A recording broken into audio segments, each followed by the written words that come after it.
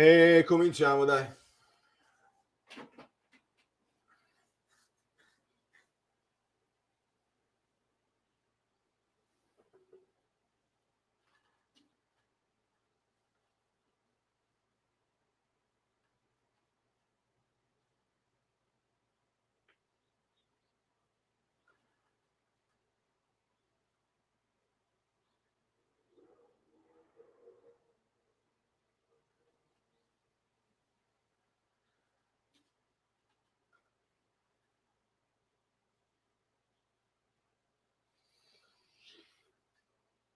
Allora,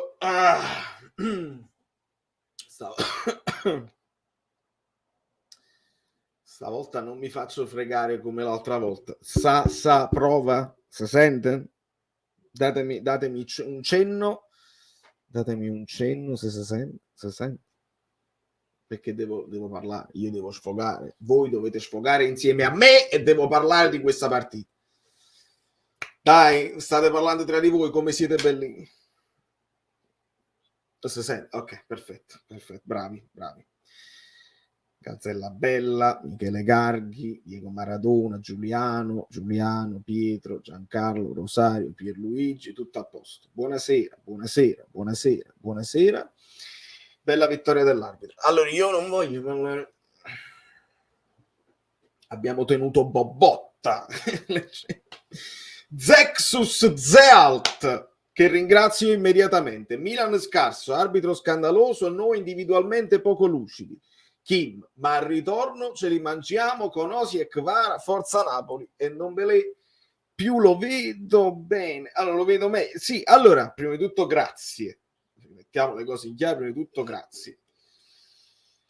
Messaggio giallo, apro un'acqua al limone. Il limone che mi sto mangiando.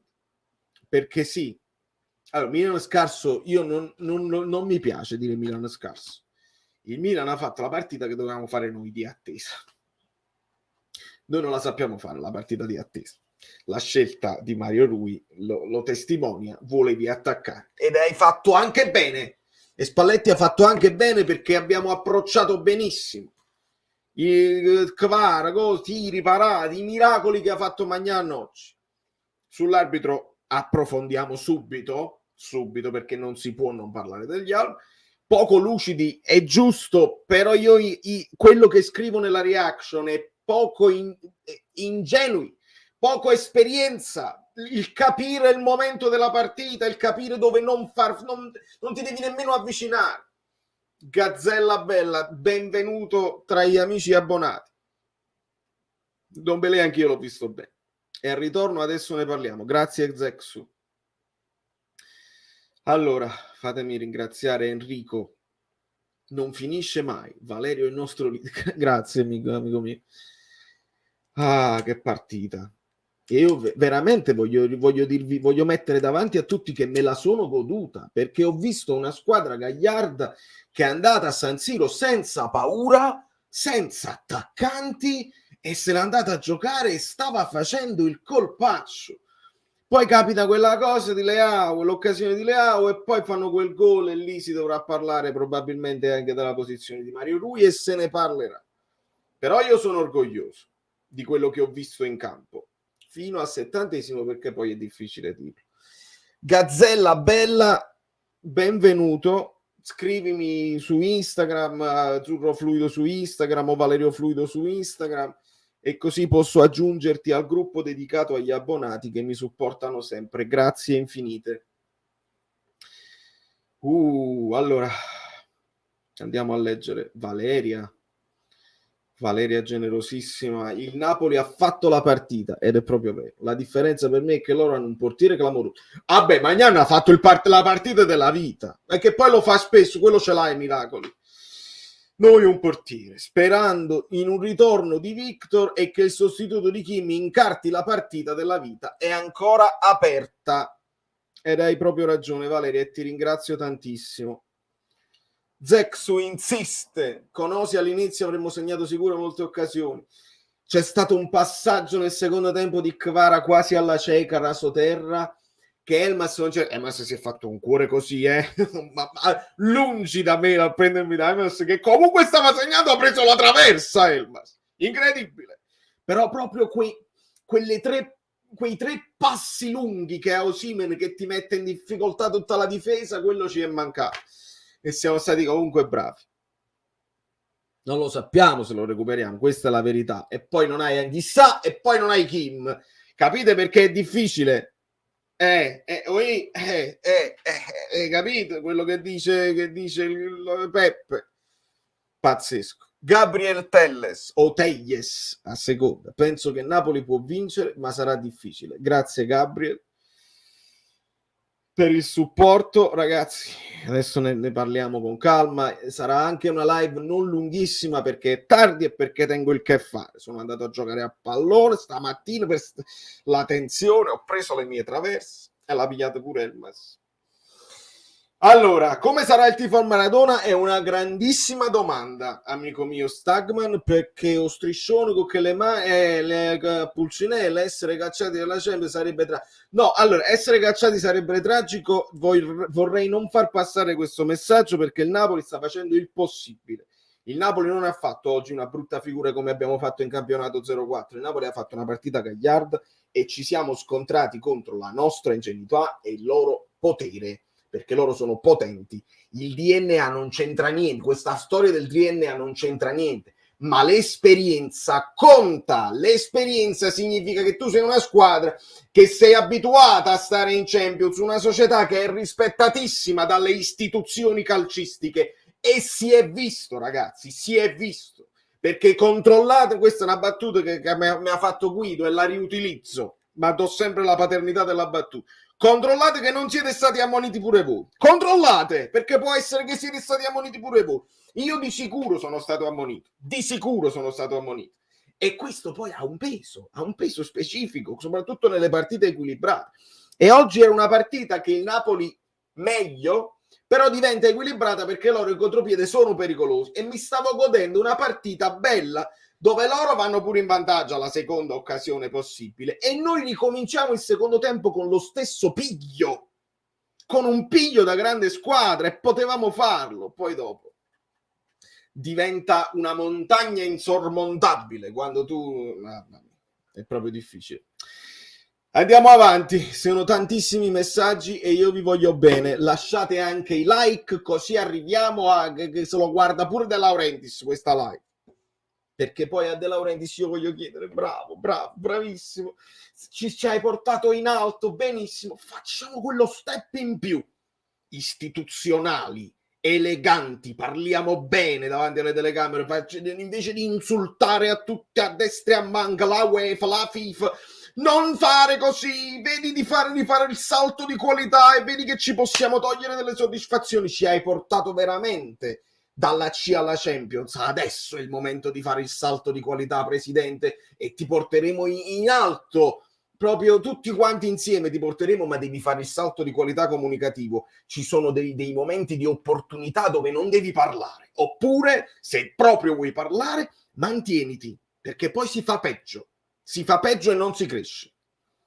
L'unica cosa positiva di questa partita è l'espulsione di Anghissà. Magari al ritorno avremo 2 giocatori a centrocampo, anche Zielinski è nullo dal 2003. Leone, non sono d'accordo niente di questo tuo messaggio. Anghissà oggi stava giocando da Champions League.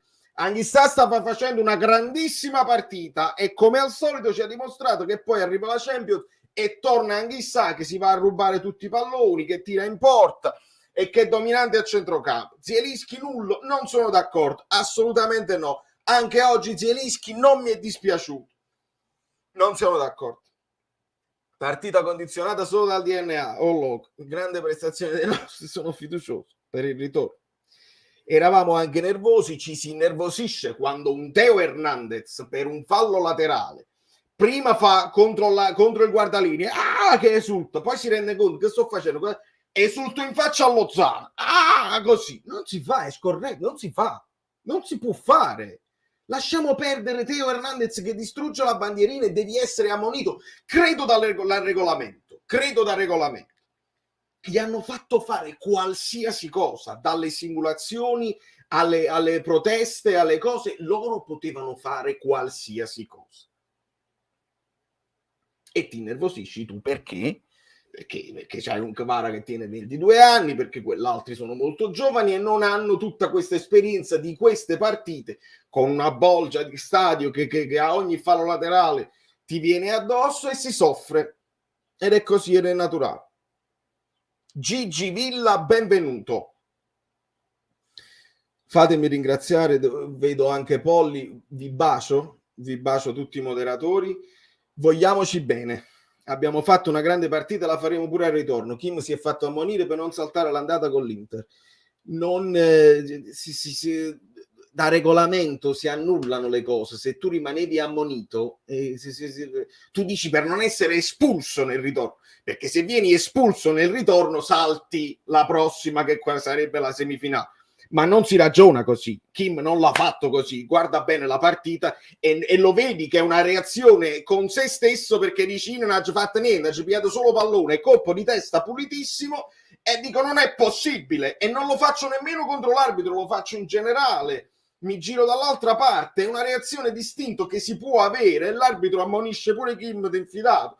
No, non è possibile, non è possibile. Che abbiamo fatto una grande partita, io sono anche d'accordo. La faremo pure al ritorno, lo spero tantissimo, perché questi ragazzi meritano grandi partite e grandi nottate. Però senza Anghissà e senza Kim diventa, e non lo so, Simen, diventa ancora più difficile. Diventa ancora più difficile. Allora, su Anghissà è vero che recupera un sacco di palloni, ma sbaglia sempre tutte le scelte di passaggio. Non lo so, Furian, io non ho visto. Io sono il sono stato, non dico il primo, non dico l'unico, ma sono quello che Anghissà, per quello che ti può dare, ad un certo punto, quando ha staccato la spina in campionato, l'abbiamo visto giocare in ciabatte, mi sono permesso di dire sta coi piedi nudi e sembra che ti sta facendo un piacere. Oggi ho rivisto un Anghissà gagliardo, quindi non me la prendo oggi con Anghissà, me la prendo in altre partite. Oggi me la prendo con Anghissà perché si vedeva lontano un miglio che Teo Hernandez si stava già tuffando, era già in volo. Non devi proprio metterlo il piedino, e tocca anche il pallone, quindi in un mondo perfetto tocchi il pallone, l'arbitro non cede alla simulazione di Teo Hernandez che grida mi ha distrutto tutto il costato, tutte le costole rotte, non a bocca, e la seconda ammonizione avviene. Ma la vedi come sta andando la partita? Che la prima ammonizione arriva perché quello, il fallo di Tonali, non lo vede proprio, e arriva poi la seconda là devi cacciare l'esperienza, la furbizia, e devi sapere che non devi intervenire mai, perché Teo Hernandez già era in volo, si vedeva subito. È stata ammonita pure la signora Europeane Coppa, esattamente, Valentino, esattamente. Con Dombele avremo più occasioni, ma guarda, lo spero. Io Dombele, devo dire, sono uno di quelli che me la sono sempre presa con il ragazzo, perché non mi ha mai fatto vedere niente. Anche oggi, dopo, questa è la terza prestazione, dove pochi minuti, dove lo vedo che sarà anche che gli avversari sono più stanchi, ma lo vedo più sul pezzo, lo vedo più sul pallone e ne perde di meno. Bene, Ndombele, se è arrivato il suo momento, sfruttiamolo in queste ultime giornate. Dovrà per forza, dipende, Elmas, non lo so, Elmas la partita te la porta sempre a casa, però sai, un po' di gente tosta, che pure lui ha esperienze di Premier, dovrebbe avere, mettilo dentro e vediamo.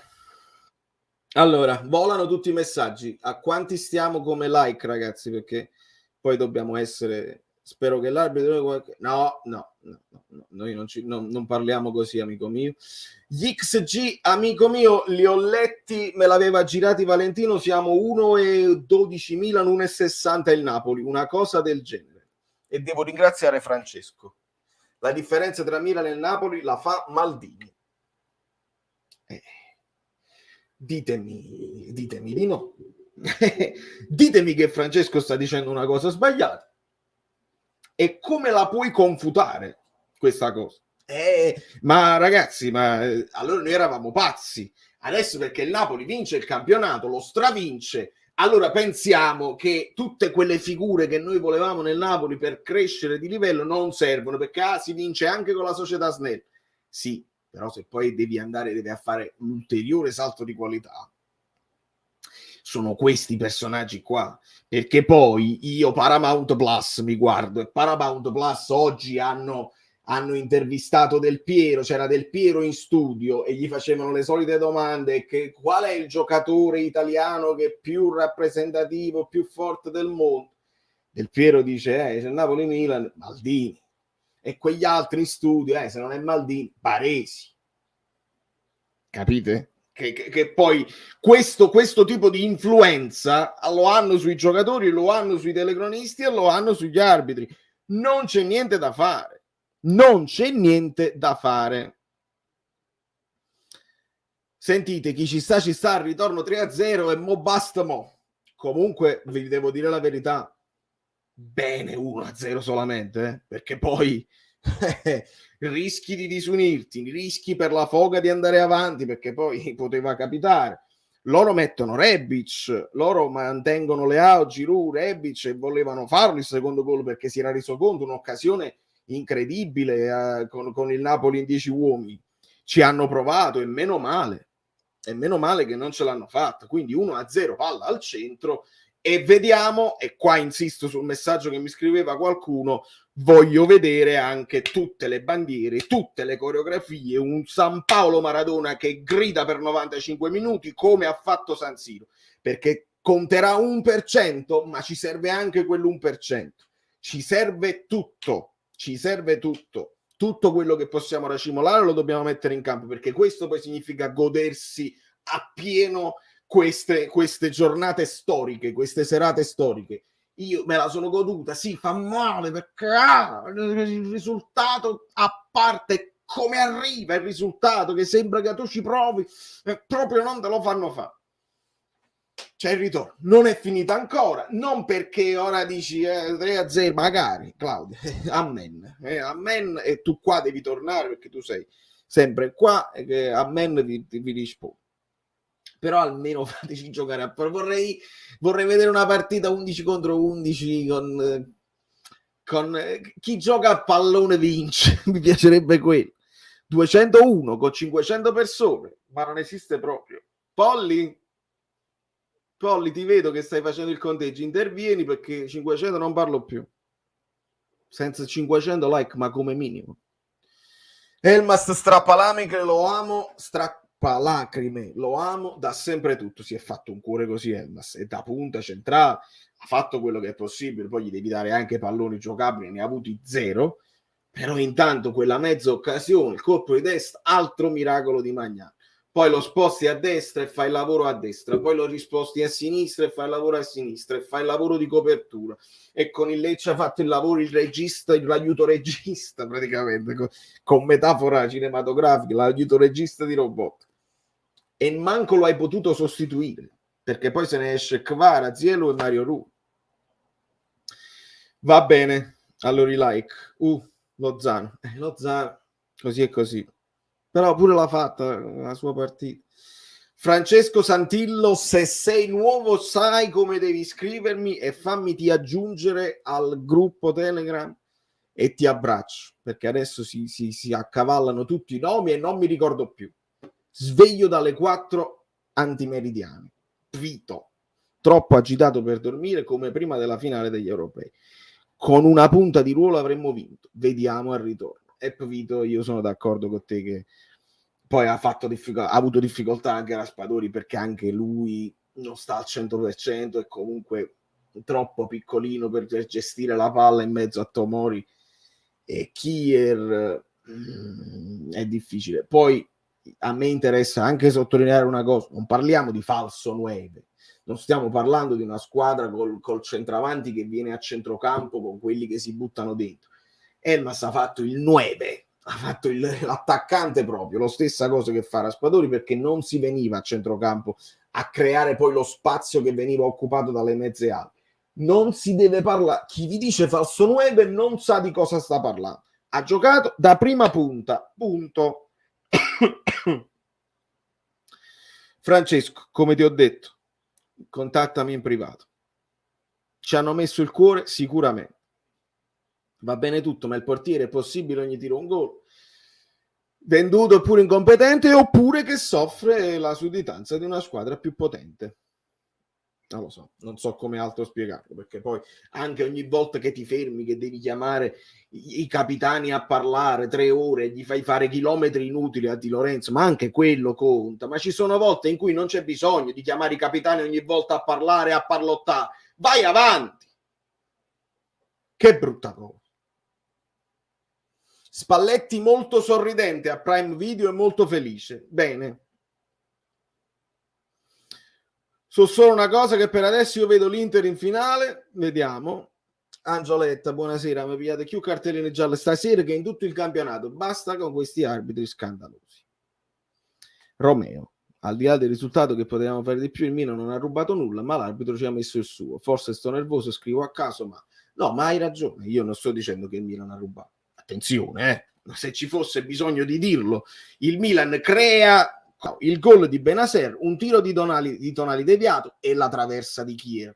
Nel finale del primo tempo loro hanno legittimato il loro vantaggio. Il Napoli aveva creato con Kvara un pallone ribattuto da Krunic, il tiro di Anghissà parato, Di Lorenzo ha avuto più occasioni lui, primo alto su cross di Mario Rui, poi Kvara deviato, Zielinski parato, Di Lorenzo di testa nella ripresa, Elmas la traversa, Di Lorenzo di testa parato, Di Lorenzo di piede deviato e poi Anghissà rosso, e non è finita, perché dopo l'Anghissà rosso e il Kim giallo, e non è una battuta sul colore della pelle, Di Lorenzo Magnan, quello è proprio un miracolo, l'ha presa proprio con una manina dalla cosa così, e anche Olivera di testa fuori su quello spiovente di Politano, che là se non la tocchi forse diventa gol di Politano, se non la tocchi.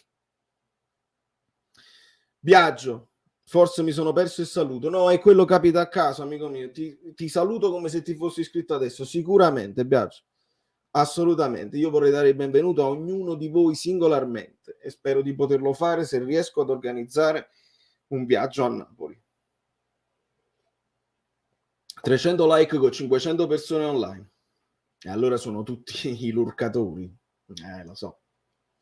Probabilmente Talaventi si deve calmare con le sue dichiarazioni che sparano a zero sulla FIFA e sulla UEFA, e io credo proprio di sì. E si possono fare degli appunti, perché molto spesso De Laurentiis quello che dice è giusto, è il modo, è l'opportunità, è il tempismo che io non capisco. Molto spesso quello che lui dice è giusto, è giustissimo. Quindi nello specifico devi capire quando non è il caso. Eh sì, ma perché Polli, ma figurati, stanno tutti quanti qua, anche i tifosi delle altre squadre, sicuramente, perché questa è la partita del secolo. Bravo Baby Fox, esatto. E io non parlo più. Si è sfogato un po'? Incalzatemi con le dichiarazioni, così ne parliamo tranquillamente. Vai! E io non parlo. Voi vi incalzate, io non parlo più finché non arrivano i 500 like. Perché poi non si può.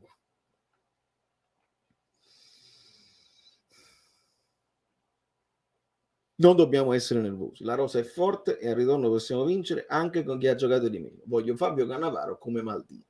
E la figura mica è male, Lionel. La figura mica è male. Poi non lo so se adesso Fabio Cannavaro vuole fare esperienza come allenatore, non gli è andata benissimo la prima esperienza. Non lo so se vuole fare questo tipo di carriera, però è chiaro, prendi un pallone d'oro, prendi uno che ha vinto mondiali, prendi uno napoletano rispettatissimo e già. Però il problema qual è? È che Maldini, il fondo Milan, gli lascia le chiavi in mano a Maldini, fai le dichiarazioni che vuoi, vai in TV a fare così, vai in TV così. De Laurentiis a Fabio Cannavaro glielo lascia il microfono, oppure De Laurentiis dice vicino a Fabio, sposta, te devo parlare io. E capisci perché è difficile immaginare una figura così importante come Fabio. Ma io, prima della morte, noi avevamo la possibilità di avere Maradona e non si è mai fatto. Ma di che parliamo? Esponente del Napoli nel mondo, voleva fargli fare la figurina. Ci sono ancora striscioni offensivi verso i napoletani a Veazza, una vergogna. E si possono introdurre gli striscioni. Hanno fatto la dichiarazione, hanno riempito il modulo, hanno visto evidentemente lo slot del Milan, è detto tutto a posto. E quindi Cannavaro voleva un ruolo di dirigenza, ma DL ha fatto problemi. Non lo so se questo è vero, ma me lo posso immaginare. Immagino quanto avrà rosicato Simmer guardando questa partita. Pure io Massimo, mamma mia, poverino. Spalletti, vedi, pur di non lasciare like se ne sono andati tutti qua. Spalletti non guarda in faccia a nessuno, condottiero. Oh, se è troppo importante, se riesce a giocare vedremo un Milan in difficoltà, anche se secondo me è un po' lezioso, sì.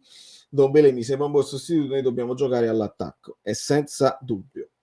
Arianna, ci mancano esperienza, tranquillità, fortuna, potere politico, stampa, quantomeno imparziale. Detto questo, possiamo battere il Milan al ritorno anche senza Frank e Kim. Forza Napoli. Bene. Mario, tu stavi impazzendo, stati attento che ti ha ammonito pure a te. Ma sicuro, ma sicuramente. Nel frattempo mi arrivano messaggi. Già avrei stufato perché la gig 4.19, perché poi è lavoro e voi non lasciate i like. 4.19 non è male. 4.19 good. Scusatemi, il signor Guido ci raggiungerà. Gli ho detto di venire più tra un pochino, tra un quarto d'ora.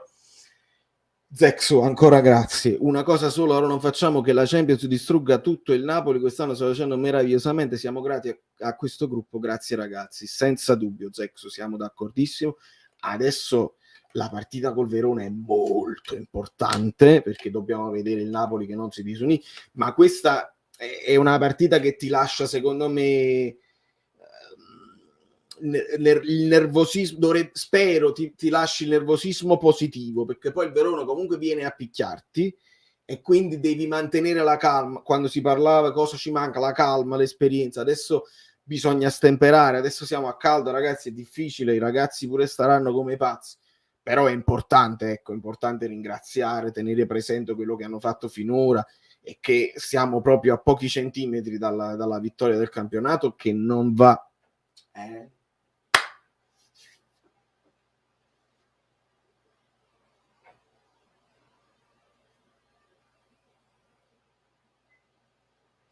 mi frizzo ogni tanto e non ho preso il ghiaccio, ma vedi, hai ragione Giovanni, perché ogni tanto mi frizzerò perché cresce il volume del sole.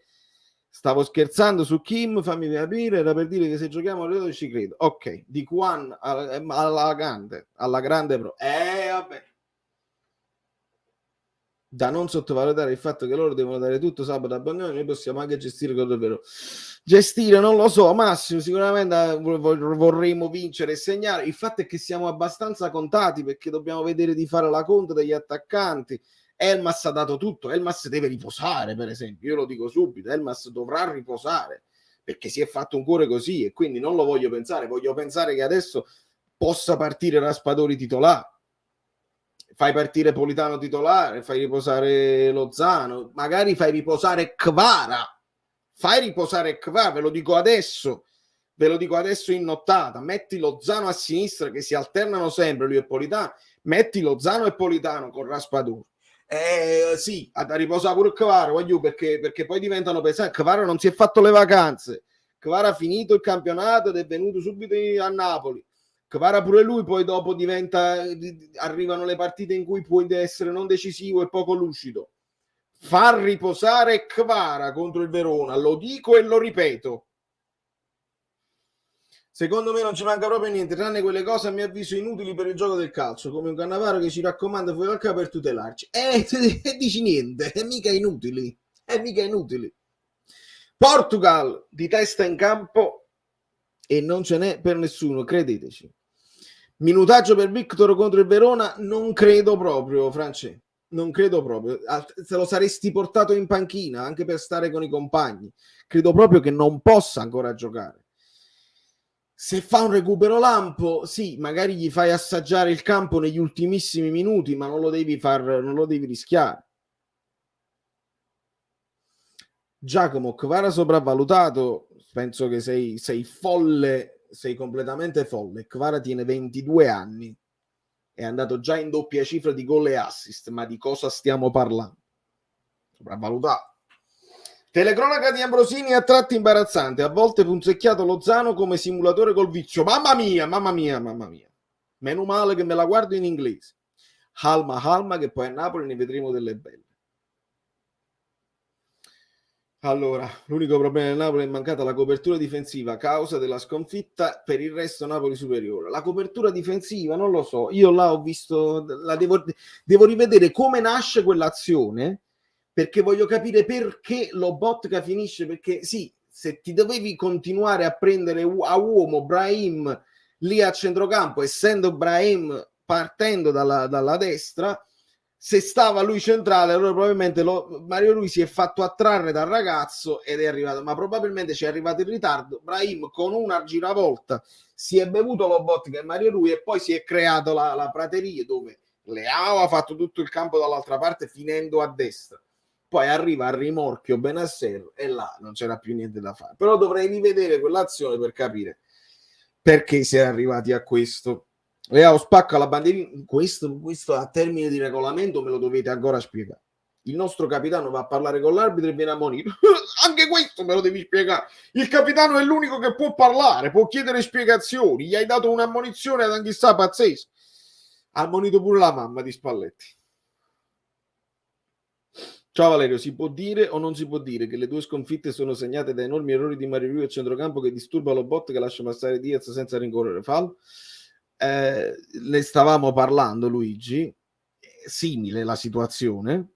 Non lo so se disturba lo bot, è chiaro che il raddoppio di marcatura, che di solito è una cosa positiva, dovrebbe portarti al recupero palla, quindi generosità da parte di Mario Rui, che però poi non riesce a prenderlo e si crea superiorità numerica. Questo è un fatto, e quindi Mario Rui tante cose ottime e un paio di cose non ottime che portano poi al gol. Sì, certo che si può dire, noi parliamo di Anghissà, parliamo di Kvara, parliamo di Mario Rui, non abbiamo preferenze perché gli vogliamo a tutti bene, a questi ragazzi uno per uno, da Marfella fino a Simeone, li adoriamo, sono i bravi ragazzi. A volte vorremmo anche vedere un pochino più di malizia, ecco, la malizia che chiede Allegri a Kostic, la malizia doveva essere un po' più malizioso.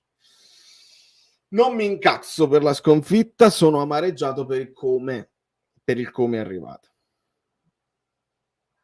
Kiri e l'Arachiri a fine partita non è quotato, mamma mia, Nando, vabbè, questo è humor nero che apprezzo moltissimo, purtroppo sì, capace per come sta il ragazzo, per come è fatto, per come la pensa, è capace che starà malissimo. Vi aggiungo però, e ringrazio ancora Zexu, vi aggiungo che io Kim l'ho visto un po' macchinoso, l'ho visto ancora non benissimo, quindi adesso probabilmente giocherà con il Verona, salterà almeno quella col Milan. Lo so che è tosta, però io qua a Spalletti gli chiedo conto su Kim, perché lo vedo che non è più il Kim di inizio stagione. Ha gridato a un po' di riposo e lo ha fatto apertamente. Doveva arrivare un po' di riposo, non so quando, non so se lo potevi togliere in qualche secondo tempo, non lo so come e quando, però io lo sto vedendo un po' di difficoltà anche nella corsa e di distanze. Kim sta soffrendo, ragazzi, lo vedo soffrire. Gli ultimi 20 minuti mi è scesa la bile nel sangue, e lo so Pasquale, lo so. Di Lorenzo e Kvara i migliori, sono d'accordo, a me è piaciuto, sono piaciuti anche Rachmani, non mi è dispiaciuto, Giroud ha visto poco il pallone, Elmas ha fatto quello che doveva fare, lo stesso Anghissà, ragazzi, per me la partita la stava facendo. Zielinski bene, Lobotka bene fondamentalmente, poi è chiaro, troppo morbido su Diaz è giusto, e continua a frizzare per sempre, si gira e mette un piedino inutile invece di mangiarselo, là sì.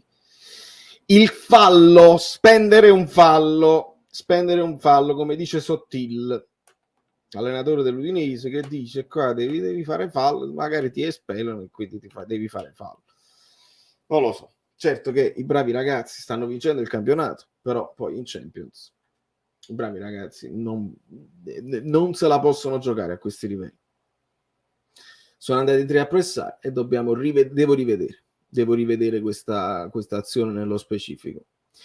Kim è importante, ma noi dobbiamo attaccare e buttarci a capofitto. Il vero spartiacque è far giocare Osi. Abbiamo giocato senza attacco, senza portiere, ma con l'arbitro contro. Siamo forti. Io ci credo al passaggio del turno. Però non me la vorrei nemmeno pigliare con Benetto, sinceramente, perché a distanza ravvicinata, sì, poteva fare il miracolo, non l'ha fatto. Insomma, ci sono... Certo, se vedi la partita, ecco, una parata doveva fare Meret, quella là, Magnana ne ha fatte 3 o 4 di grande livello, quindi nel paragone, ovviamente. Spazio a Zerbin e riposo per Lobo e Kvara. Spazio a Zerbin mi sembra giusto, anche perché Zerbin non c'è nella lista Champions League, quindi potrebbe farsi una partita di campionato. E se dici riposo per Lobo, ti devo ritirare Demme fuori perché ha giocato 40 minuti Demme. Ora se è completamente fuori dal progetto, va bene. Anghissà non giocherà, quindi Anghissà giocherà contro il Verona, questo non c'è dubbio, quindi Anghissà lo teniamo presente. Zielinski che una partita se l'è saltata, magari giocherà ed è stato anche sostituito, quindi il centrocampo puoi pensare Ndombele, Zielinski e Anghissà. Se non vuoi far giocare Demme, puoi far giocare Gaetano e fai prendere un po' di minutaggio a Ndombele nel secondo tempo. Sono varie le cose che si possono fare col Verona, non perché si può fare turnover col Verona, non è questo il messaggio che deve passare, ma per far riposare, non perché tu stai prendendo sotto gamba il Verona, che sarà una partita tosti, una battaglia proprio brutta. Frizzo. Mamma mia, quando arriverà qui sarà la fine proprio totale. Non per quello, ma perché bisogna far riposare quelli là che stanno alla fine proprio della benzina. Hai visto lo striscione contro i napoletani? Hanno scritto via Raffaele che corrisponde al negozio acqua e sapone per... Oh Gesù. Fini se li fanno, ma noi non siamo scemi e quindi ce ne accorgiamo. È chiaro. Speriamo che gli Ultras al ritorno facciano il loro. Non commento l'arbitro, le sue scelte sono visibili a tutti, anche se Kim, e allora le ammonizioni non andate a Crunici e alle hai ragione. Poi lo sfogo, a casa nostra lo stadio non sostiene la squadra. Spalletti, immagino. Lo spero tanto, Mario, lo spero tantissimo. Ho visto un tifo infuocato che noi oggi a Maradona ce lo sogniamo. Dove è finito il tifo del buon vecchio San Paolo? È un tema che purtroppo sta in piedi, Aniel. Vediamo se si farà gruppo e se si potrà fare... si potrà mettere da parte tutte quelle che sono la risposta, l'intervento, l'intervista, la chiusura, l'apertura, il passo avanti, il passo indietro. Speriamo che il Napoli sia veramente importante per tutti, e dico società e dico Ultras. Dimostrate agli altri tifosi che non sono né Ultras né proprietari della squadra che per voi due parti in causa il Napoli è la cosa più importante, che poi non si può vedere una squadra così che sta facendo cose straordinarie e non avere poi il supporto del pubblico. Spalletti ha lamentato uno stadio che non sostiene la squadra. Guaglio. Le cose vengono al pettine, i nodi vengono al pettine ed escono fuori. Dobbiamo vincere presto e voglio vedere Gaetano e Zedadka in campo, anche io. E ho detto, Giuseppe, che secondo me quando arriva la matematica si può vincere anche con questi qua in campo, quando arriva la matematica. Spalletti, rosso ad Anghissà è ingiusto. Leao, insegniamo ai bambini a scalciare le bandierine. Che poi non l'ha manco scalciata con una potenza, quello era già frasciato che la bandierina. Ma purtroppo, credo dal regolamento, perché ma sono sicuro al 99%. Si ammonisce. Quando tu crei del parco, quando tu rovini sul terreno di gioco le cose, si ammonisce. Sono quasi sicuro.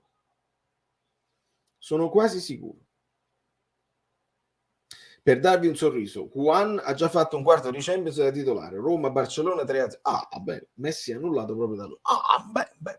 Obbligo un Ndombele titolare per mettere minutaggio nelle gambe. Bel tema, Filippo. Tu dici mettere Ndombele titolare con il Verona per dargli poi minutaggio perché non è più abituato a fare la partita nei 90 minuti. È un buon tema, lo sposo questa riflessione.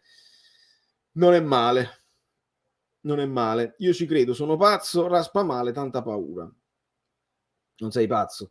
Dobbiamo crederci, ragazzi. Dobbiamo crederci. Il Napoli ci ha fatto vedere delle belle cose oggi. Al di là di tutto, era proprio una montagna insormontabile oggi per troppi motivi. Però io mi ritengo soddisfatto e orgoglioso di quello che ho visto fare alla squadra. Hai ragione. Che cosa sto dicendo? Filippo cancella tutto, ha ragione Antonio, Ndombele squalificato. Non so come li abbia accumulati tutti quei cartellini, ma Ndombele squalificato, quindi Anghissà che è squalificato con il Milan, sicuro in campo, e Ndombele con il Milan.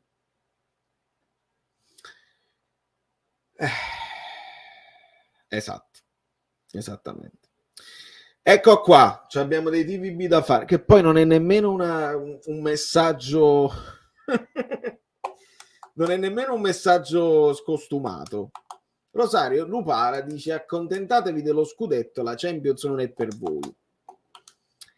Voi, gli amici bellini, rispondono TVB, quindi un abbraccio generale a Rosario, che chissà di che squadra è, che poi non è detto nemmeno che sia milanista. Lupara, tu pensi roba di Sicilia? Non lo possiamo sapere. Accontentatevi dello scudetto, amico mio. Su 33 anni che non lo vinciamo, ci accontentiamo e come? Noi nemmeno lo scudetto dovevamo vincere quest'anno, lo doveva vincere il Milan, perché il Milan esce campione d'Italia. Poi lo poteva vincere l'Inter, perché l'Inter ha la rosa più attrezzata. Poi lo poteva vincere la Juve, perché la Juve con Di Maria, con Vlahovic, con Chiesa, il ritorno di Pogba e tutte quelle cose così doveva vincere la Juve. Poi c'era da gestire, da capire, perché noi ci siamo liberati di Fabian, di Mertens, di Ospina, tutte incognite. Poi c'era da capire di Bala con la Roma, che effetto fa, Sarri che poi un anno in più con la Lazio è performante, l'Atalanta che è sempre così, quindi il Napoli non doveva vincere proprio niente. Mi accontento e come? Abbiamo fatto una sorta di miracolo sportivo con lo scudetto. La Champions non è per voi. Qua sarebbe da approfondire, perché noi non siamo mai arrivati ai quarti, voi ne avete vinte. Se sei milanista, voi ne avete vinte e vinte. Quindi sì, non è per noi. Non siamo abituati ad andare fino in fondo, e quando ci proviamo veniamo ostacolati, perché oggi siamo stati ostacolati, e puoi dirmi quello che vuoi tu, ma è la verità dei fatti. Oggi abbiamo fatto la nostra partita degna, degnissima, decente, gagliarda, di coraggio, e siamo stati ostacolati. Siamo stati ostacolati nella partita. Pioli ha detto: già sto pensando al ritorno, quando sabato ho la partita col Bologna fuori casa è una qualificazione Champions da giocarsi. Non ci interessa proprio di Pioli, Marco, non me ne fotte proprio di quello che dice Pioli. Solo un bel TVB ha avuto il suo commentino di gloria. Esatto, Bepi, è così che noi ragioniamo.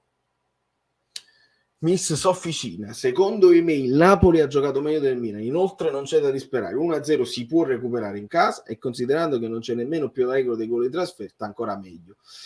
Tu dici sì, è chiaro, perché poi se si pareggia e loro, se si va, per esempio, mettiamo che noi facciamo 1-0 e poi 2, per esempio, fai 2-1, non basta per il Milan per gol fatto in trasferta per passare, e questo è giusto, e questo è giustissimo, Sofficina, ed è giusto.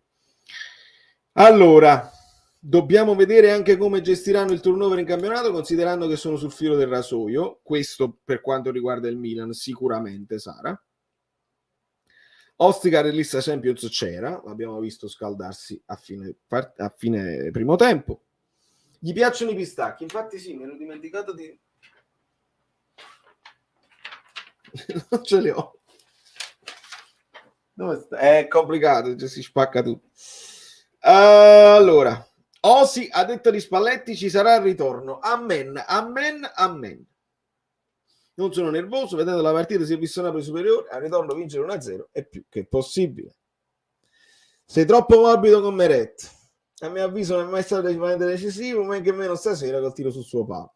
Stasera non ti dico decisivo, però le ha fatte un paio di parate decisive, 2 o 3 parate decisive Meret. Me le ricordo perché io registro le reaction e quando devo urlare Meret, Meret, il miracolo di Meret, vuol dire che l'ha fatta la parata, la sua stagione la sta facendo. Che poi io debba giustificare, non giustifico niente. A Meretti gli continuo a dire che molti cross nell'area sua, nell'area piccola, con un po' più di coraggio, fai un passo in avanti, te li prendi e i difensori, gli attaccanti hanno voglia di saltare, la palla è tua.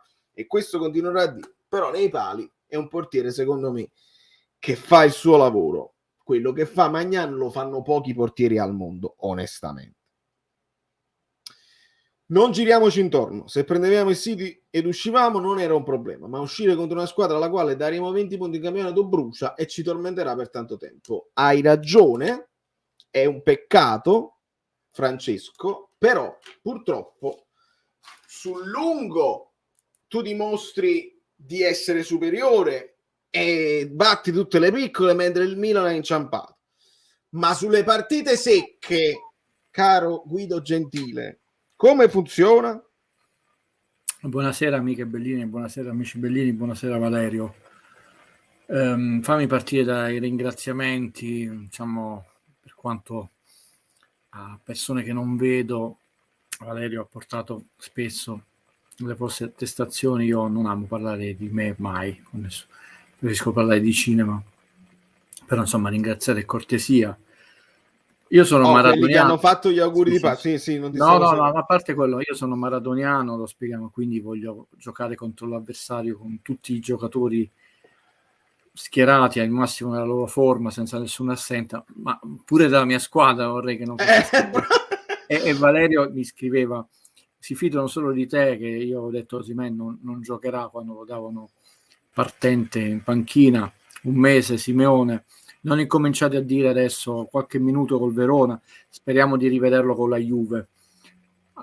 Spalletti ha detto che ci sarà Osimhen, quindi non lo so se qua sta facendo un po' di lui, di Pretà, di dare un po' di fastidio. Si rischia per cercare di salvare qualcosa che non è più salvabile. Io vi avevo detto cerchiamo di essere serenissimi stasera, molto molto sereni e soddisfatti di tutto, della stagione, di proprio molto molto sereni, contenti, non ve l'aspettavate.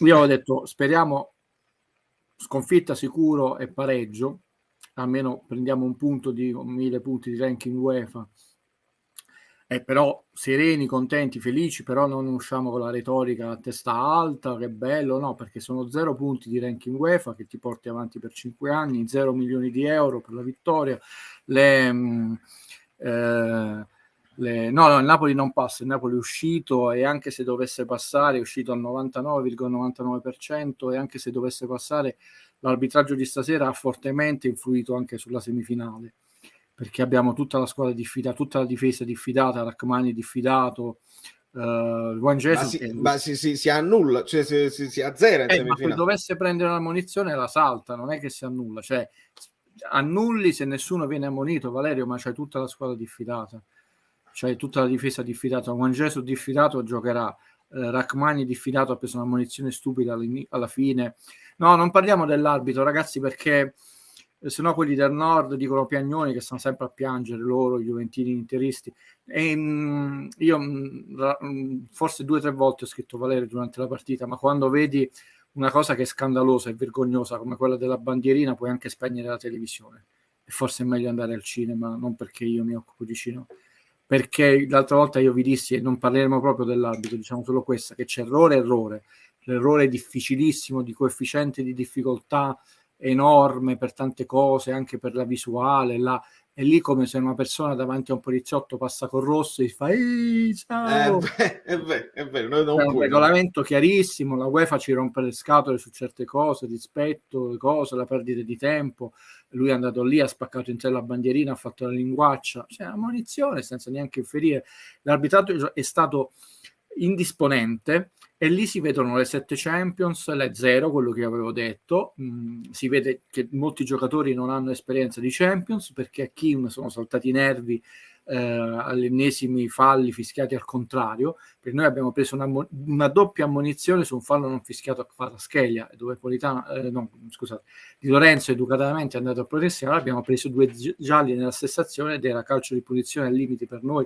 E Zelinski ha preso 7 falli, è stato martoriato per tutta la partita, se ne torna a casa con un'ammonizione, i suoi dirimpettai niente, e c'era un fallo, un giocatore che era diffidato. Non ne parliamo proprio.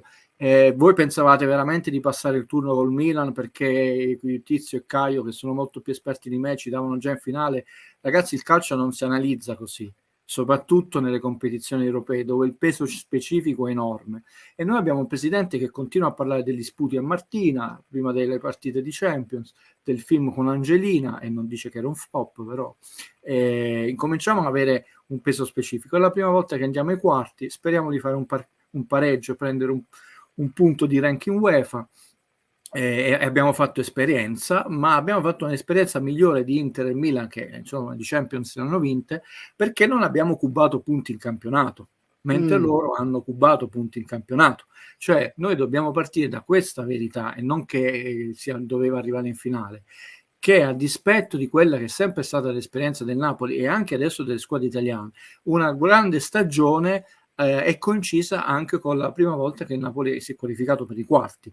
Quindi invece le altre volte noi, quando cercavamo di qualificarci dopo i gironi, perdevamo moltissimi punti in campionato e l'anno dopo non ne ci qualificavamo in Champions. Quando il maestro Sarri dominava il campionato, poi non l'abbiamo vinto per ragioni che lo sappiamo, però facevamo eliminare immediatamente dall'Europa League. Le due cose non coincidevano. Quest'anno noi non abbiamo perso tanti punti in campionato, e Inter e Milan sì, quindi si trovano in una semifinale Milano scarsissima, perché veramente, tranne che non vengono gli alieni e mettono il bronuro nelle mutande di Real Madrid o Manchester City, la vincitrice viene dall'altra parte, perché ci sono state tante finali, Liverpool, Real Madrid, cioè squadre che hanno vinto e che hanno fatto finali in questi anni, quindi il sorteggio conta tantissimo. Bene, loro gli facciamo gli applausi, spero che sia di esperienza. È l'unica cosa su cui non sono d'accordo con mister Spalletti, l'unica, perché ha fatto ottime conferenze stampa in questi giorni, che non deve essere oggi perché non ci ricapita più, deve diventare una regola che noi ai quarti ci dobbiamo andare tutti gli anni, e poi impareremo un anno ad andare in semifinale, quindi non dobbiamo vederla come quest'anno era la volta buona perché vedete si poteva arrivare in finale. No, abbiamo imparato ad andare ai quarti, adesso che abbiamo imparato dobbiamo andare sempre ai quarti.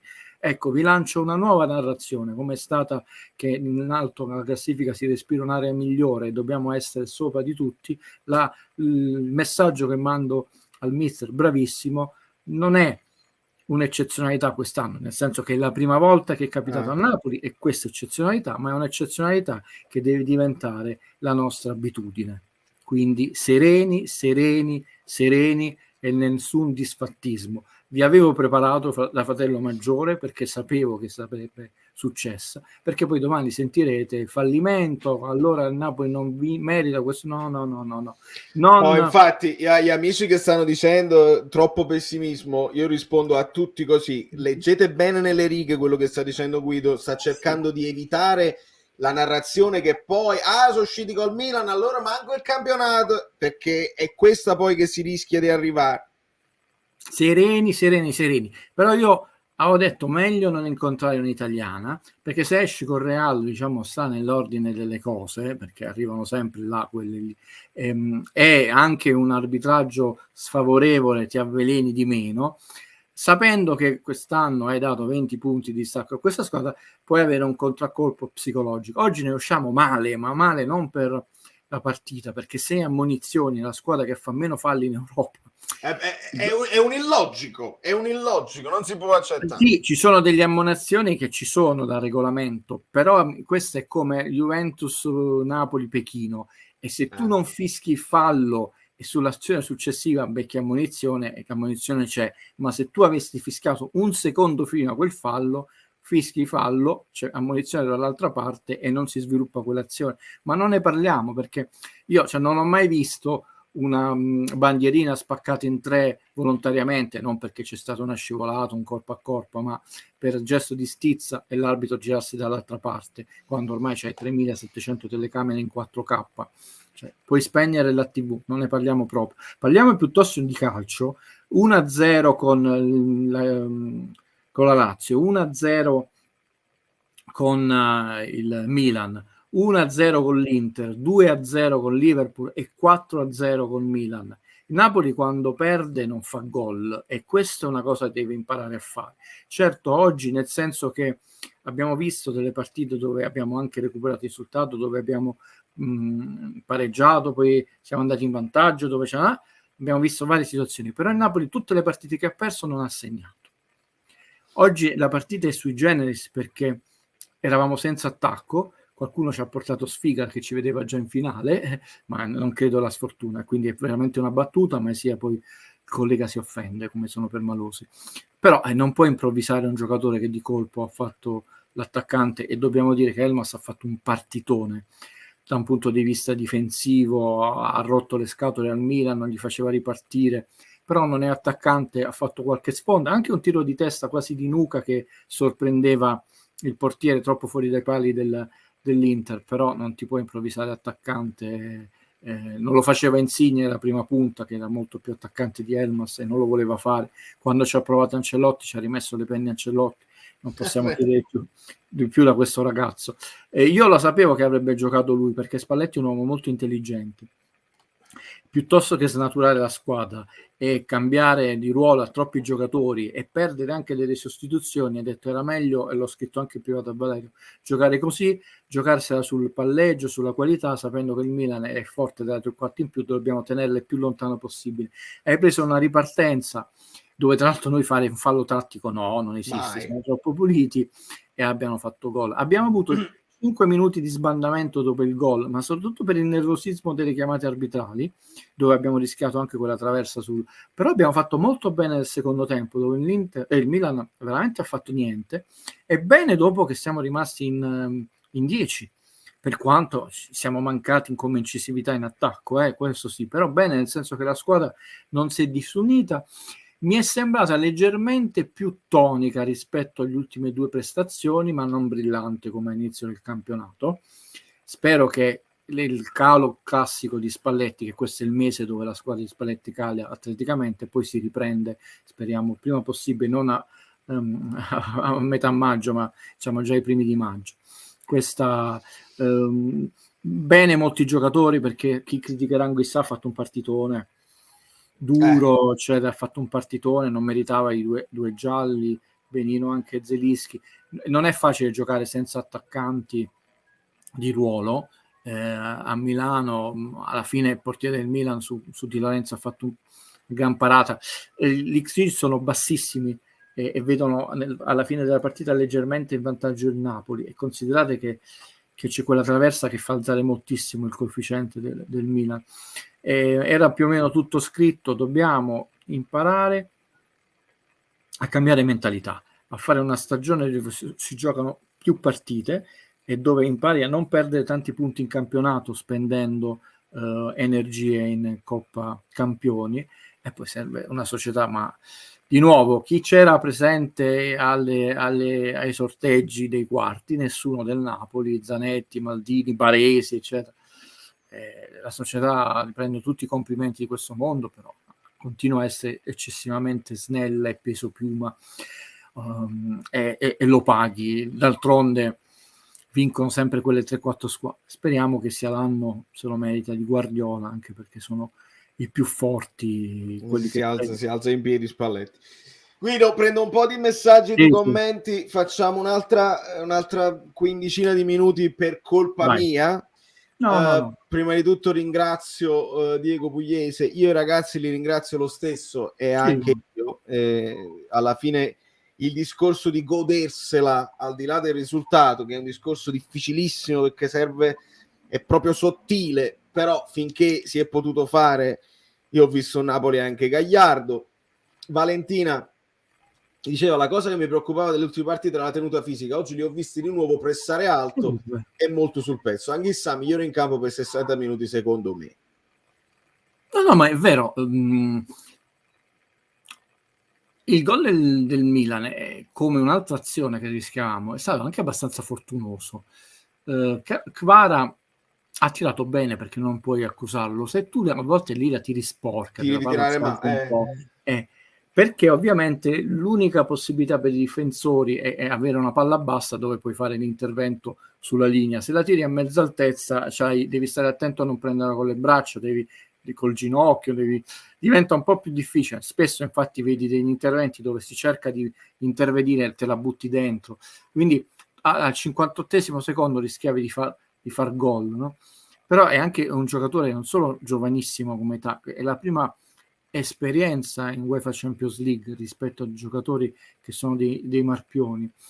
Il Napoli ha giocato un primo tempo senza paura, e questa è la cosa bella, senza nemmeno far avvertire le scorie di quello 0-4 che invece il campionato li abbiamo avvertiti. E come ho detto io, dice bene Valentina, è ritornato a pressare alto, perché il Milan ha avuto molta difficoltà di partire. Poi insomma giocavano in casa 83.000 persone che urlavano e insultavano dal primo minuto non siamo napoletani eccetera eccetera. Ci sta che concedi con i giocatori che impostata sulle ripartenze delle ripartenze. C'è stata anche una ripartenza, l'ho detto, fortunosa, dove Leao di fatto fa una cosa alla Ravanelli, a quei pipponi lì, nel senso col ginocchio, gli urta il ginocchio che diventa uno stop a inseguire, no? E fa fuori Rachmani che inciampa e va in porta, e poi rompe la bandierina, ma no, quella è una palla sbagliata, come anche il gol, un passaggio semisbagliato che libera poi sul lato piccolo, quasi come se fosse l'uomo in più a pallanuoto, non impeccabile Meret, però ci sta che a Milano tu concedi più. Considerate che il Napoli ha fatto il più del doppio delle azioni d'attacco del Milan. Non vedete solo i tiri 15 a 12, no? Ma ha fatto, di cui ovviamente percentuale pazzesca, perché su 2 tiri uno è gol, uno in traversa. Infatti la percentuale è 38% del Napoli in Champions, quindi è tanto alta in difesa, tanto alta, mentre in campionato noi abbiamo il 27% di percentuale difensiva come realizzazione per gli avversari. Quindi vedete quanto è importante l'esperienza. Però Guido, puoi rispondere a questo messaggio, perché evidentemente siamo infelici nel comunicare. Mi sono stufato di questa dialettica sul Napoli, che secondo il dottor Gentile allora è inutile guardarsene le partite. Benvenuto Christian, e tifare la squadra tanto è tutto già scritto. Che senso ha? No, io non sono per niente infastidito da questo messaggio. No, però Anzi, non è quello che stiamo dicendo. No, sono anche molto contento di questo messaggio.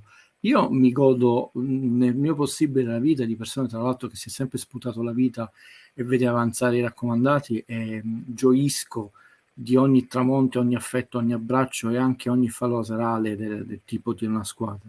È semplicemente un fatto di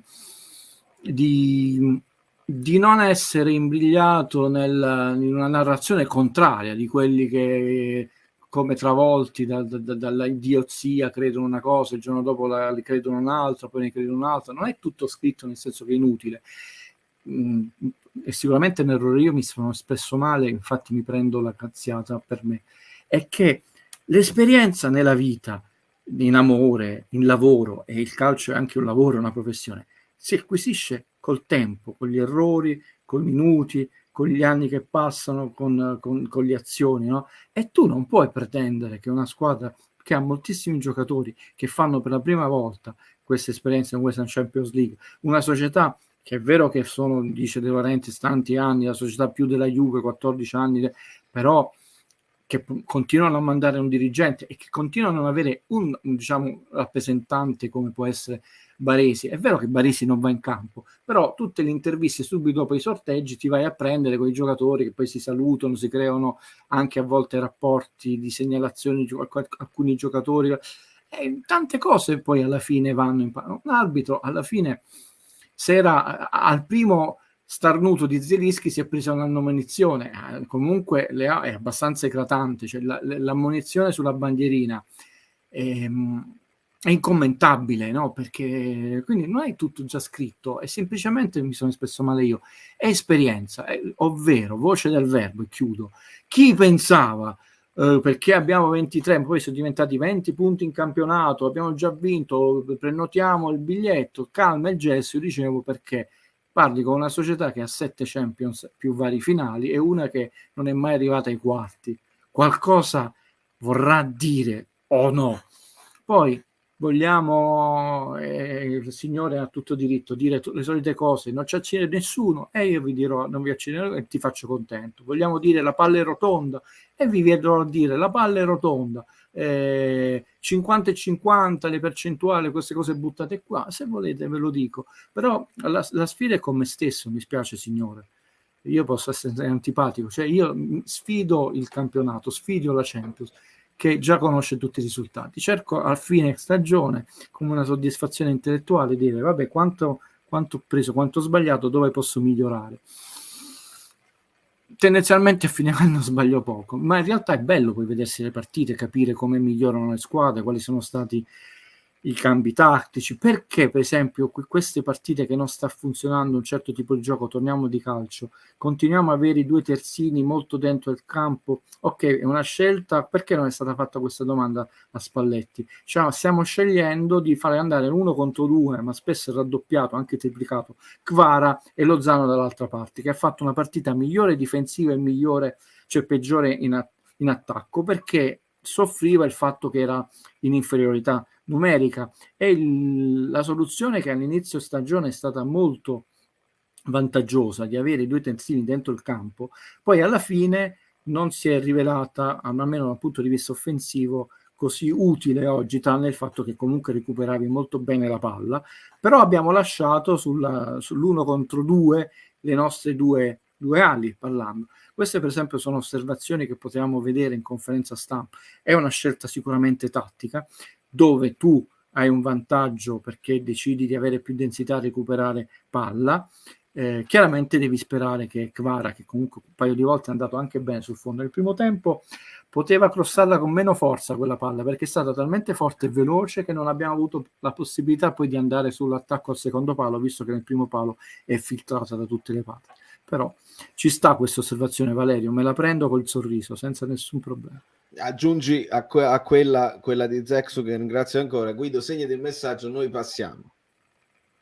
Ah, ma io sono contentissimo. Io non è che poi, ve l'ho detto, non è che poi faccio il contrario, oppure poi così sono contento la volta dopo, avete visto? No, io non c'ho nessuna soddisfazione, è solo tanta esperienza. Ragazzi, quando tu hai tanti anni e hai visto migliaia e migliaia di partite, è vero che troverai la volta che ti stupisce quella partita là, dici, mi ha stupito, però ricordatevi questa cosa, noi siamo molto bravi, e infatti perciò poi traviamo le menti delle persone, a far trasformare nel calcio l'eccezione nella regola, cioè quell'unica volta che succede quella cosa diventa poi alla fine il nostro presupposto su cui aggrapparci e dire questo sarà sempre così. E invece noi dobbiamo ricordarci, sì, è successo, ma solo quella volta, no? Il Leicester, cose, cioè, calmi.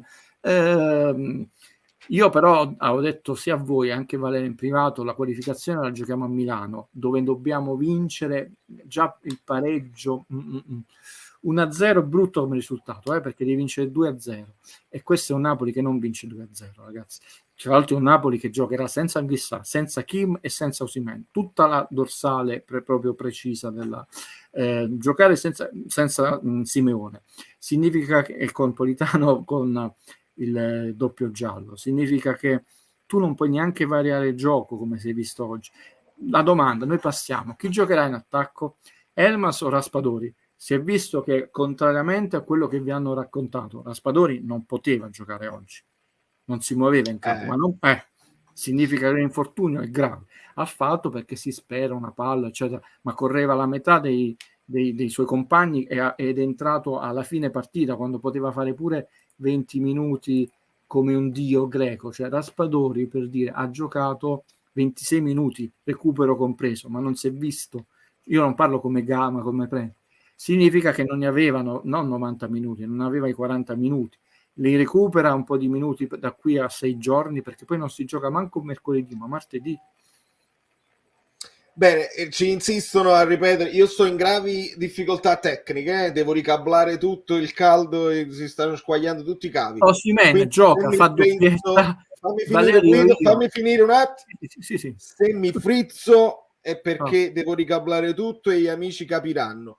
Insistono a ripeterci, Osimhen l'ha detto Spalletti, giocherà al 100%. Però ce l'avevano detto pure in questa settimana. Ma no Spalletti, ce l'aveva detto No. i giornalisti. Ma che siamo noi scontenti se gioca Osimhen? Ma... Siamo contenti, cioè, possiamo mai essere scontenti? La mia preoccupazione è che non lo si voglia forzare, perché dice, beh, tanto comunque il campionato abbiamo del margine, speriamo che vada bene. Secondo me lo si forzerà,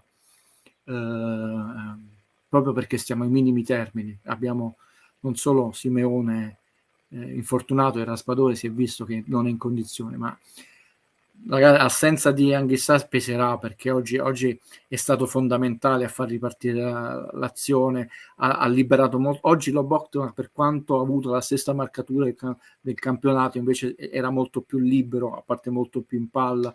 Se ne L'azione uscivano coi triangoli, no? sì. Facevano l'1-2 tra di loro. Questa è una classica che purtroppo ritorna ogni volta. Io ho detto sicuramente devi chiedere poi a De Laurentiis se glielo lascia parlare a Fabio Cannavaro e se Cannavaro lo vuole fare. Allora, Tu cosa questa ne è pensi? una risposta che abbiamo già dato, ma ho detto tante stupidaggini, come ci ricordava quel signore, quindi diciamone una in più.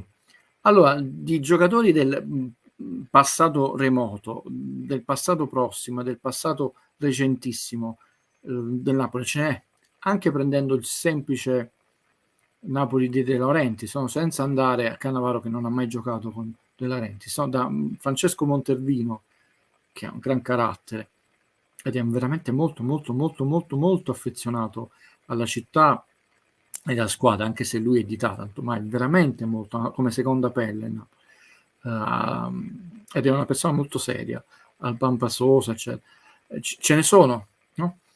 Poi andando a un passato più remoto come Cannavaro, quindi senza fare mo l'elenco, no? Cioè, si parlava di Bagni. Se De Laurentiis non l'ha mai preso in considerazione, ormai dobbiamo anche accettare dopo 18 anni che questa dirigenza ha una sua filosofia aziendale, quindi non chiedetemelo più quello lì, perché ognuno di noi può avere un nome e siccome ci sono tanti calciatori del Napoli, alcuni sono anche molto seri, ripeto, come persona, come professionalità che sta. Maggio è uno che sta studiando, no? Come direttore sportivo.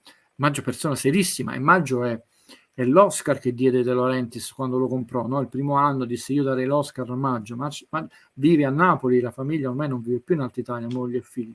Mi ero dimenticato di una persona molto, è stato capitano, vice capitano del Napoli, capitano quando si usciva, quindi ce ne sono a bizzeffe, senza andare a Bruscolotti, Bagni, Improda, cioè non che siano nomi disprezzabili, perché anche il semplice Napoli De Laurentiis si potrebbe attingere a personalità che poi il ruolo del dirigente è diverso dal calciatore, abbiamo visto Totti quanto ha sofferto. Tu puoi essere un dio del calcio, poi comunque devi calarti in un ruolo dove, come ha fatto Zanetti, dove devi studiare, devi imparare, devi anche misurare in modo diverso le emozioni. Però diciamo ci sono tanti nomi da attingere, dobbiamo accettare che filosoficamente, e non è un errore, perché nessuno di noi può dire giusto e sbagliato, è la filosofia di De Laurentiis. Quello che si può dire è che quando De Laurentiis, lì io mi permetto, ha una sua filosofia, poi se determinate azioni sono coerenti o con quella filosofia aziendale, e a volte sono incoerenti, no? Questo non vorrei che non fosse chiaro, no? Ho detto, se tu decidi di mettere la clausola a Higuain, devi mettere la clausola a Higuain che costa di più in Italia rispetto che all'estero, perché se giochi in Italia l'influsso calcistico, extra calcistico che ti dà un giocatore è diverso se andrà a giocare nel Chelsea, perché ti può fare gol e ti può fare aumentare le prestazioni sportive. Quindi non aveva senso che in Italia è stato pagato 45 per fare un favore alla Juve e all'estero erano 96 860 mila, no? Erano addirittura 6 milioni e passa in più. Questa è detto io accetto che filosoficamente, perché è una sua idea, io non possiamo dire nulla, però in base a questa sua idea filosofica deve fare azioni che poi sono tutte coerenti. Quella era un'azione che non era coerente, per farvi un esempio. Quindi Chiaro. Cannavaro sì, verrà no, soprattutto i due fratelli Cannavaro, perché non si prendevano con De Laurenti, soprattutto il procuratore di Cannavaro, quindi scordatelo. Allora Guido, prendo l'ultima domanda, anzi ti ringrazio perché hai tenuto in piedi la trasmissione mentre io sto avendo attacca e stacca che sembro anghissato il campionato, quindi ogni tanto mi frizzo e tu hai continuato e ti ringrazio infinitamente perché hai mantenuto la live in piedi. Ultima domanda che mi viene ripetuta da tantissimi amici bellini. Spalletti ha detto che se non ci sarà sostegno martedì prende e se ne va dalla panchina, testuali parole, e quindi integro. Come credi di trovare Maradona dopo le dichiarazioni? So che è difficile dirlo ora, ma a sensazione tutti mi stanno chiedendo questo, visto che si è visto un San Siro ruggente, grande spettacolo, grande atmosfera. Riuscirà il Maradona a mettere da parte le manfrine? Dammi un minuto e mezzo, vorrei che tutto quello che vuoi tu. No, so che devi andare. Io sono costretto a volte a ripetermi e mi vergogno anche molto, perché pensate, io non ho mai presentato 2 volte lo stesso film perché mi annoio. Il calcio è così. No, però c'è che delle persone non... Io personalmente, e poi pensate in famiglia, mio papà, siamo non affezionati di più, quasi come fosse una parte del corpo, veramente casa propria al San Paolo. Io continuo a chiamarlo San Paolo, poi un giorno spiegheremo di nuovo perché. Io ho già raccontato che il mio papà, che ha studiato ingegneria, l'ha visto costruire dalle fondamenta, è andato alla partita inaugurale. La mia prima partita quando ero piccolino fu un Napoli-Juventus, pareggiamo poi sempre nel Napoli-Juventus, una partita che quasi mai cerco di mancare. Sono affezionatissimo, l'ho visto, andai al Napoli-Juventus 3-0 della Coppa UEFA, il giorno dopo avevo compito di greco, perché insomma quella è l'età, no? Con mia madre incazzatissima, scusate questo. Quel San Paolo non c'è più, per tante ragioni, sia proprio strutturale, il lavoro che è stato fatto, sia perché è cambiato il tifo. In più c'è una diatriba, un attrito, ecco, non voglio usare manco la parola diatriba, un leggero attrito ma che non è di un giorno, tra la tifoseria e De Laurentiis. Io mi potrei dire tutte le cose in questo mondo. È vero, come ha detto una volta Eusebio Di Francesco e come ha detto anche altri allenatori, perché io c'ero, che quando il San Paolo tremavano le panchine, perché era... La prossima volta vi farò vedere altre foto, mi chiudo. Cioè tu non avevi spazio, stavi a vedere la partita, stai tutti così, e cosa che oggi anche per le norme di sicurezza non sarebbe impossibile. Quindi pensate 92, perché era 89.510 la capienza, e entrava un adulto, un bambino. È cambiato. Morale della favola, qual è il problema? Voi pensate che in un minuto un attrito leggerissimo tra la società e la tifoseria che va avanti da tanti anni, che ha tanti lati oscuri che noi non conosciamo, che poi indagheremo con Valerio, tipo questa storia delle bandiere, ma voi pensate che veramente questa storia della bandiera non c'è dietro altro? Veramente state a credere a quello che vi stanno raccontando? E ve la lancio qui perché io mi informo, o non c'è dietro altro? Io auspico che ci sia un tifo bello, indiavolato, però ragazzi non si accende e si spegne come un interruttore là, perché tra l'altro il codice dei tifosi va al di là di quelle che possono essere determinate dialettiche e quella vanità, la vanità dei commentatori, la vanità dei presidenti, insomma, la vedo molto difficile. La cosa importante è che i bambini gioiscano, che sia una bella festa, perché comunque io penso che, come ha detto Anna Tieste, che è un genio, ragazzi, comunque si può fare il tifo e si può cantare anche senza determinate cose. Certo, si è meno coordinati, si è un po' a macchia di leopardo, casomai è meno infuocato, no, però scordatevelo che poi sarà una bellissima partita, c'è un tifo indiavolato. Ragazzi, io c'ero a quella partita, io non sentivo il mio corpo, infatti non si sentì il fischio del gol in fuorigioco di Laudrup, ma perché non sentivi proprio niente, era una cosa impressionante, le orecchie ti fischiavano perché fischiavamo tutti all'inizio di quella partita, no? Ma quella pagina è finita, ma è finita in tanti stadi, no? E non mi sembra che dalle ultime dichiarazioni e cose chiuse tra De Laurentiis, la procura si stia andando verso una, diciamo, attenuazione di questo attrito, mi voglio mantenere soft, anzi mi sembra che stia andando una esasperazione dei toni. Fa bene Spalletti, è giusto, da capo condottiero a lanciare una mano, una richiesta, un sospiro di sollievo, ed è giusto il suo ruolo e mi sembra che l'ha fatto anche con i toni giusti. Io lo spero, lo auspico, perché chiudo proprio personalmente, come famiglia, eccetera. Noi siamo affezionatissimi a quelle pietre in cemento, ma non sono pietre, quella struttura in cemento armato che, che per anni è stata definita un cesso, scusate la citazione del presidente, però quanto gli vogliamo bene in famiglia quel cesso, il presidente, non può immaginare, perché le emozioni, mi spiace, non hanno prezzo e non si possono comprare.